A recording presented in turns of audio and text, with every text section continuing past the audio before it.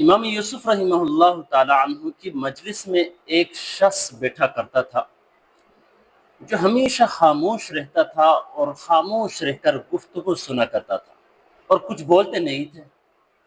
ایک مرتبہ امام یوسف رحمہ اللہ تعالی عنہ نے اس سے پوچھا، میاں تم ہمیشہ چپ رہتے ہو، کچھ پوچھتے نہیں ہو، بولتے نہیں ہو، سوال نہیں کرتے ہو، آخر کار کیا ماجرا ہے، کیا مسئلہ ہے؟ تو اس آدمی نے کہا، اچھا مجھے ایک مسئلہ بتائیے۔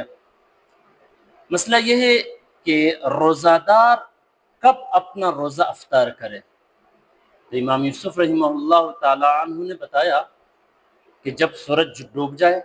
تو اس نے کہا، اگر سورج آدھی رات تک بھی نہ ڈوبے تو کیا کرے؟ امام یوسف رحمۃ اللہ علیہ ہنس پڑے اور فرمایا، میاں تمہارا چپ رہنا ہی بہتر ہے۔ اس لیے کہتے ہیں نادان کا خاموش رہنا ہی بہتر ہوتا ہے، جب نادان بولتا ہے تو طوفان کھڑا کر دیتا ہے۔